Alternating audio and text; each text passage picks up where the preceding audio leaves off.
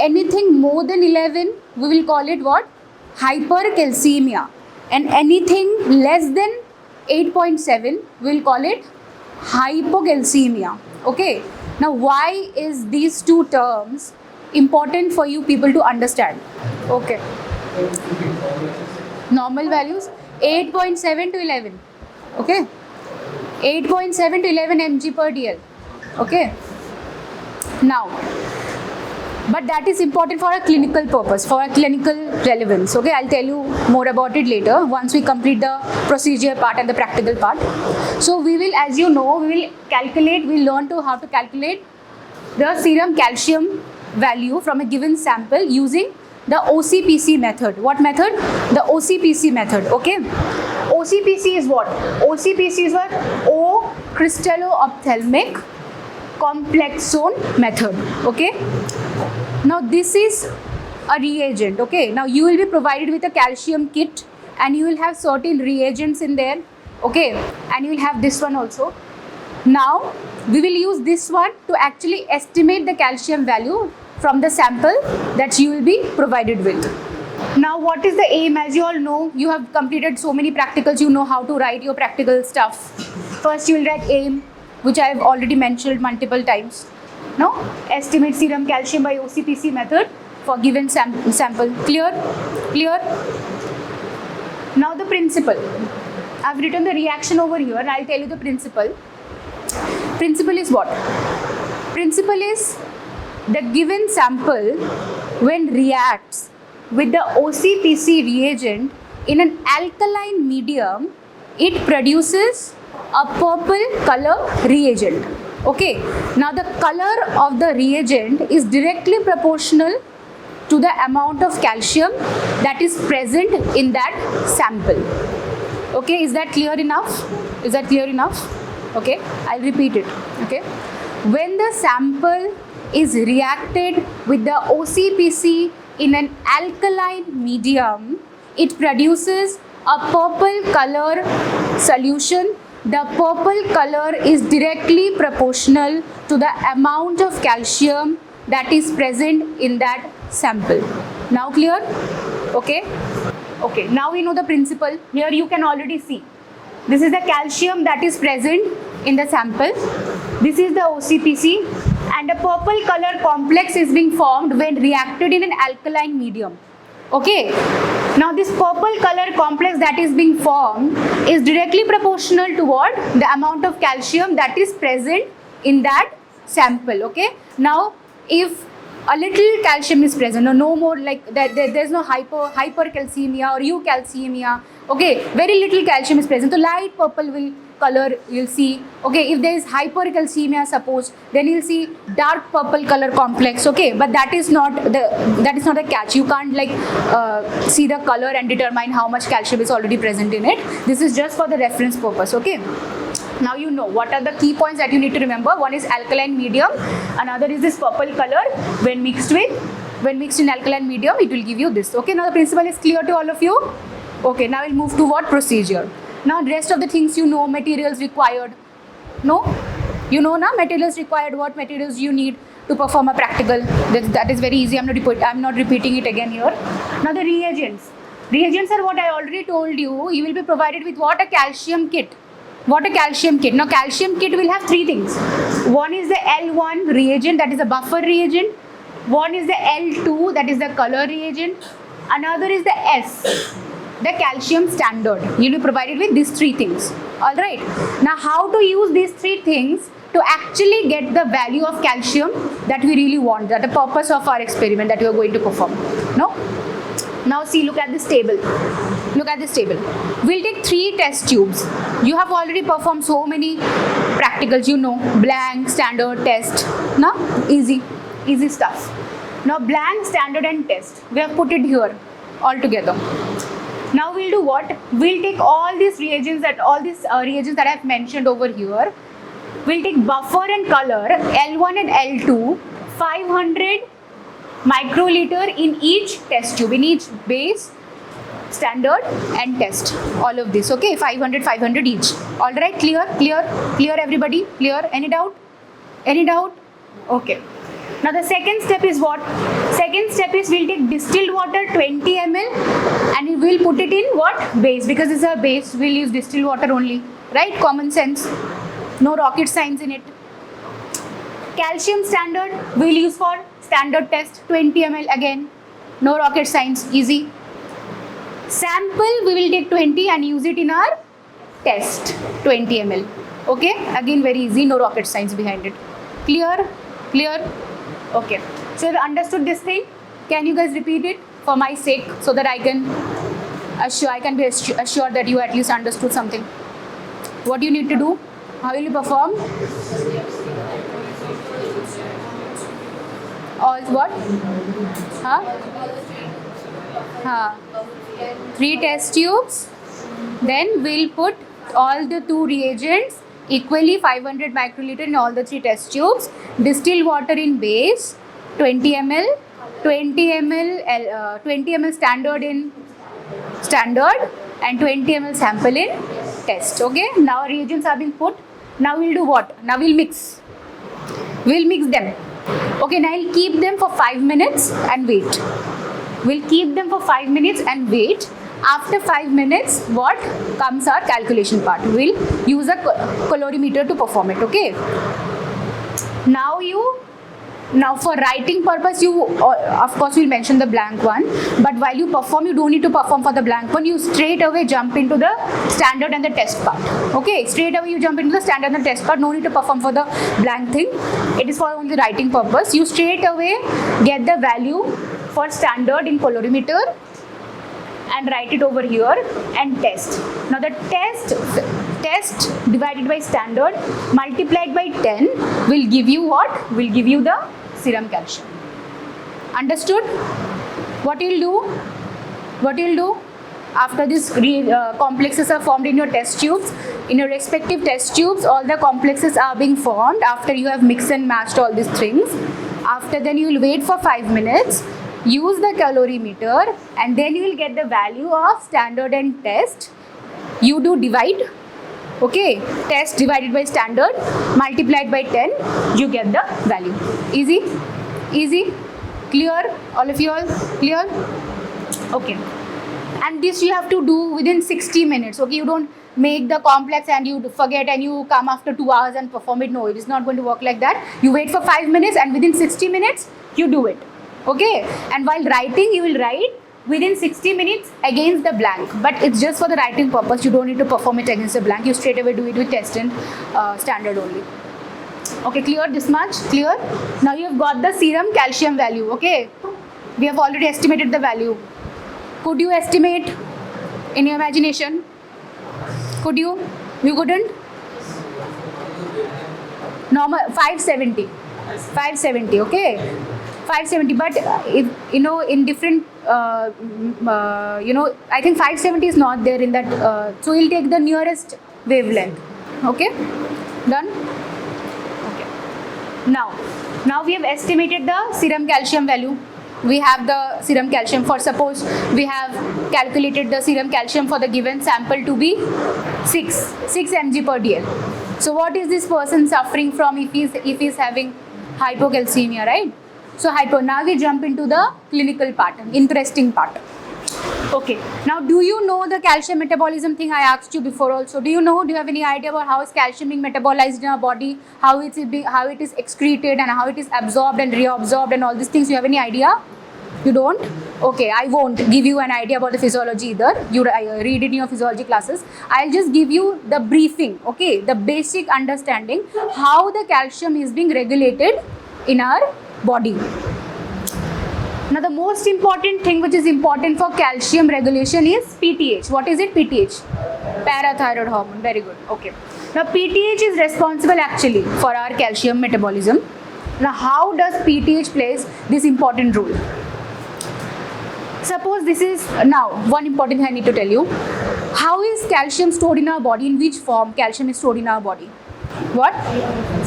No, like in ionized form, in bones, where? Like in bones, right? 99% of calcium is stored in our bones. Huh? What? Yes, but No, that is what I'm just telling you. Extracellular calcium. What is important is we need to know the extracellular calcium part over here. We don't have to do anything with the bone thing. Okay, let bone have whatever they want to have. We are concerned about extracellular calcium, which we are actually calculating. Extracellular calcium, only 1% of calcium is stored in our extracellular compartments. Okay.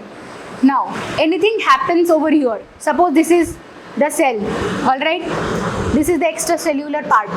Anything suspicious happens over here, calcium, there's less calcium, there's more calcium, what will happen?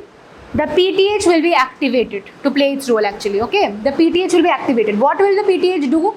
The PTH will actually get the signal to work on the bones and kidneys and intestines. 3 places the PTH will actually work. Okay, bones, kidneys and intestine.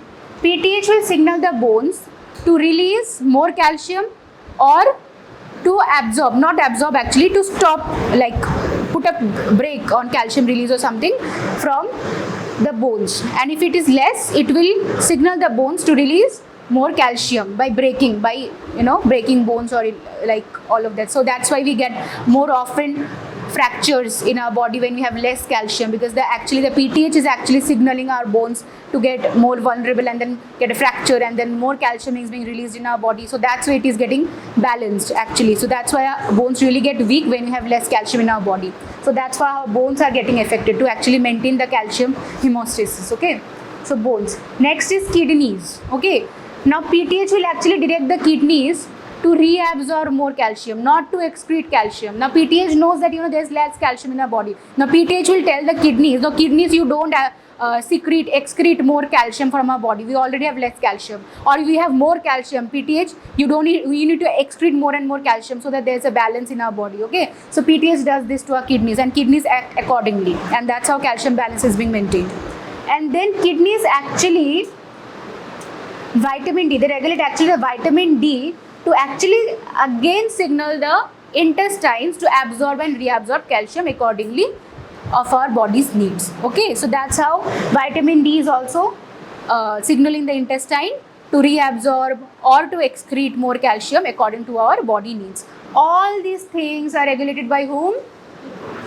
PTH, yes, PTH. Now that is what, so we have known already that PTH plays a very important role in calcium metabolism, right? So another thing comes, why hyper and hypocalcemia is important. Okay, now you have known the role of PTH.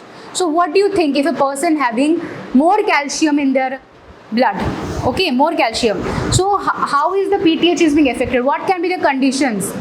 Okay, in the, what scenarios, what can be the conditions that the person is having hypercalcemia? Can you use your intellect a bit and answer? Huh? Low absorption, yes. Low absorption.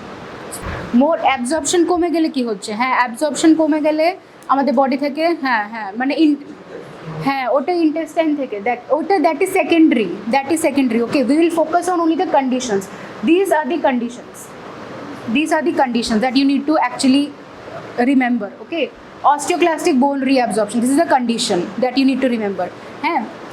Malignant tumor, that is you need to remember. And these are the secondary things, diet and absorption, all these things. If somebody is having some condition in their body because of what their calcium levels are being increased or decreased, that specific clinical terminologies you should be aware of. Okay, now what is this actually osteoclastic bone reabsorption? What is this thing happening over here?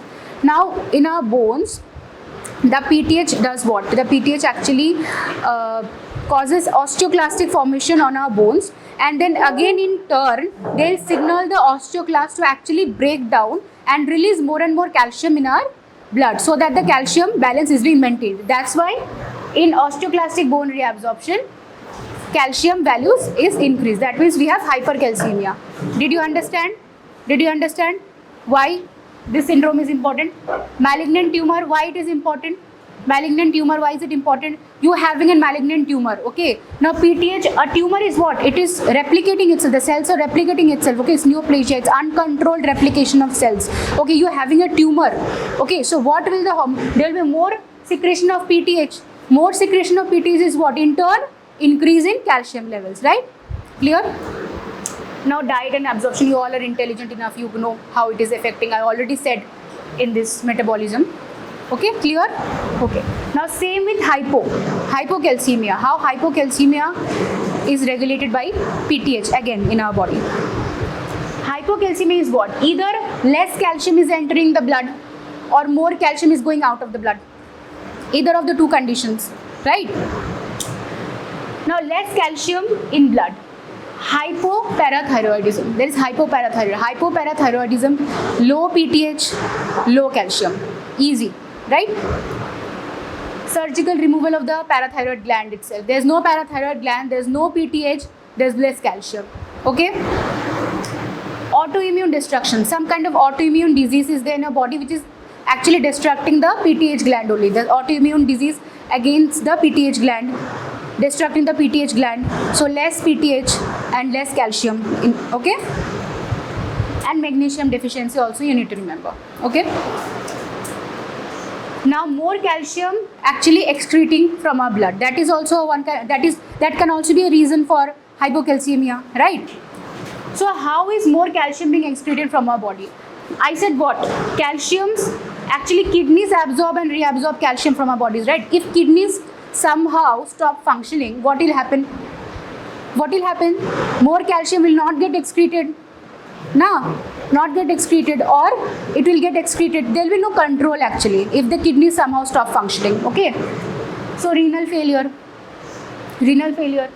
And in some tissue injury like tumor lysis syndrome or burns, in all these things also there are hypocalcemias. And some other general, like other causes can be malabsorption, low diet, you are taking in general low calcium in your diet, or like not exposed to sunlight much, or cirrhosis. All these are others examples that you can remember in hypocalcemia. Okay, clear?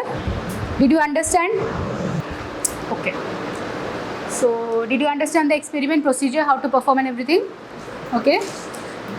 Okay, so you can proceed to the lab and start performing and tell me what do you find.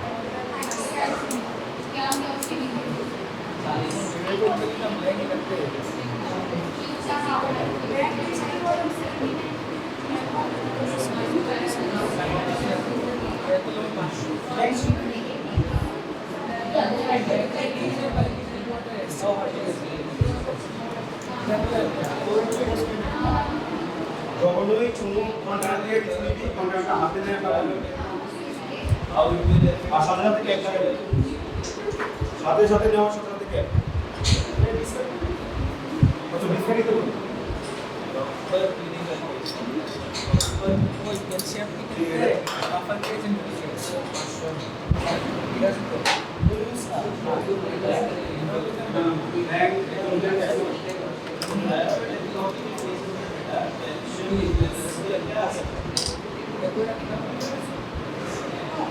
कोई discuss कोई नहीं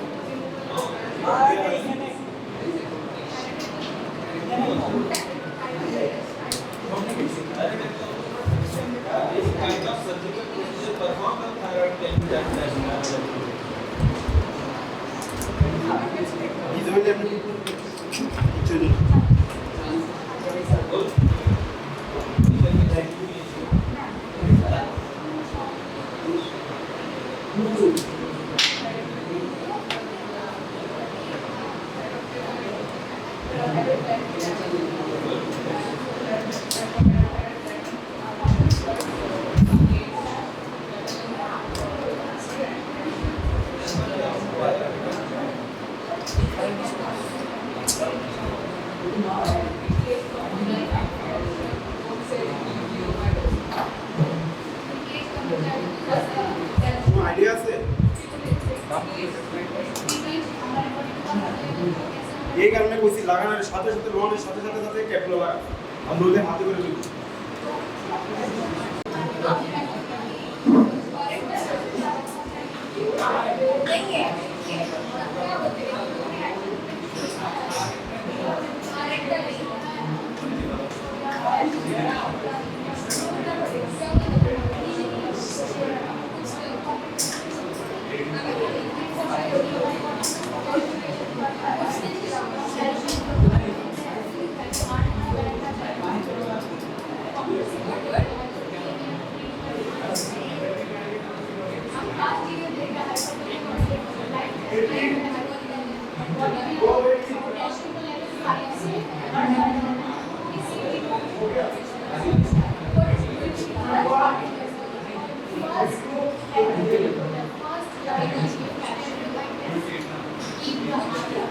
Okay.